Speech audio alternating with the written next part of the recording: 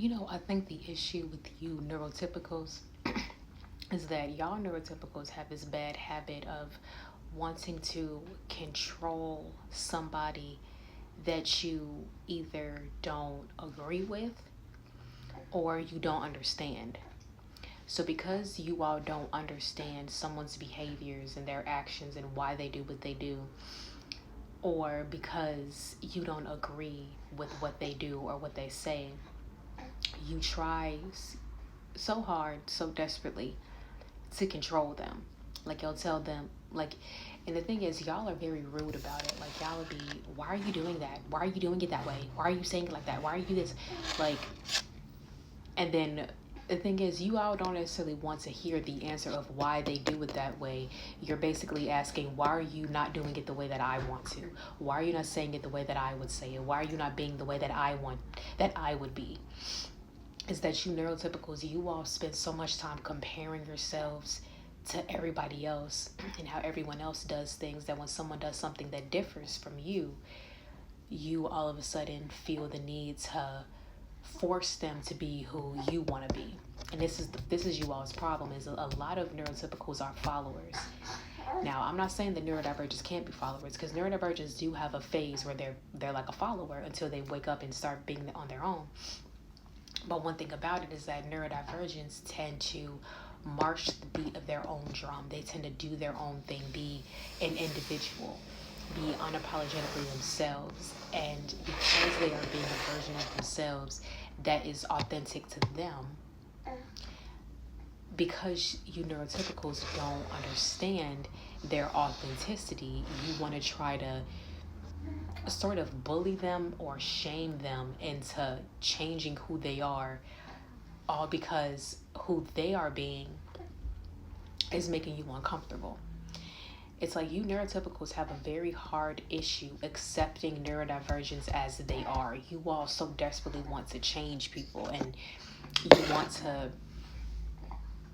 get them to be who you want them to be. You all have a hard time accepting people as they are. You all do. So what y'all will do is basically, y'all, instead of you all just respectfully disagreeing with someone, or just wanting to, like, you all don't necessarily inquire, you all just demand.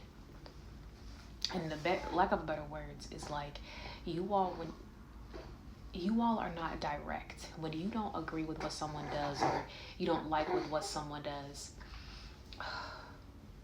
you will basically be careful.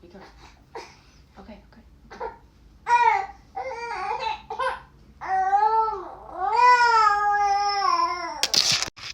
The thing that you all like to do is you all like to throw shade at what you don't understand or don't agree with. Like, y'all will be the type of people where y'all be the type where, like, y'all will, like, subtweet somebody on Twitter because you don't like what they're doing, and you're expecting the neurodivergent to, like, kind of get the hint and, like, change up and do something different. And it's like, y'all will continue subtweeting that person, but you won't go up to them directly. Like, you won't at them, or you won't slide in their DMs. You won't just respond to them directly and say how you really feel. Y'all like to do stuff very subtle. Y'all like to beat around the bush. Y'all don't necessarily like to come forward directly. And that's why a lot of you neurotypicals tend to thrive in spaces like Twitter, because Twitter is ran by a bunch of people that want to just shame everybody and bully everybody and act as if they are more superior than the next. It's like Twitter is a facade.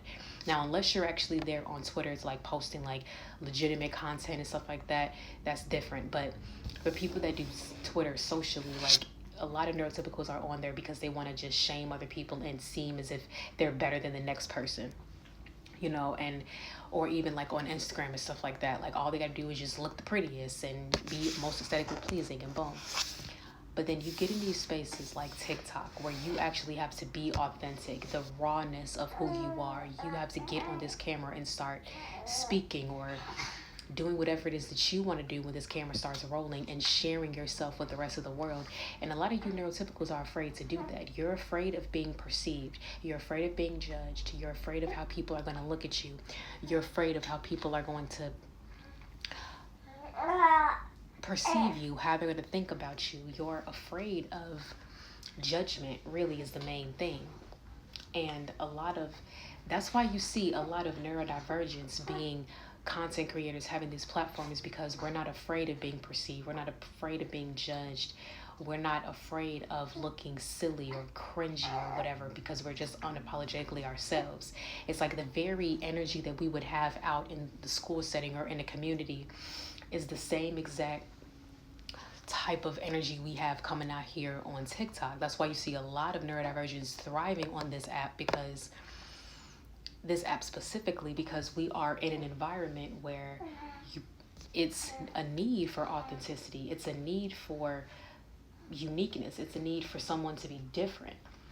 You know, if you get out here trying to be like everybody else on TikTok, you're not gonna get as much attention. You're not gonna blow up. You get more attention by doing things differently. There was eventually going to come to a point in time in our lives where we are going to realize that the true cowards are the neurotypicals that pick on neurodivergents, where the neurodivergents are going to be seen as the geniuses, as the creatives, as the leaders, while the neurotypicals are seen as the followers, the people that don't have a mind of their own, the people that have to be like everybody else and follow the crowd.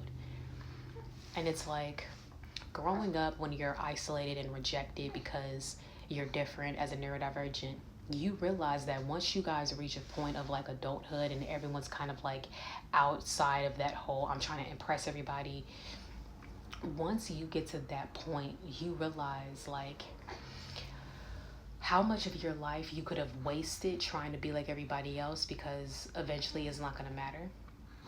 And then you'll eventually realize that like a lot of people are playing roles. They're putting on facades, pretending to be a certain character, portraying a version of themselves that's not really who they are. It's just who they feel like they have to be in order to advance socially. And I feel like the neurotypicals live with this whole social hierarchy thing where you want to be seen as someone as a superior level and you want to look at everyone else as inferior to you. But it's like the tables are turning where a lot of those neurotypicals are coming down the ladder and they're getting lower on the hierarchy because neurodivergents are surpassing them. They're rising up on those levels. And the very thing that you neurotypicals didn't want is to have a neurodivergent as your boss, your leader, your CEO, your manager. Be prepared, because it's happening. The time is now. The first shall be last, and the last shall be first.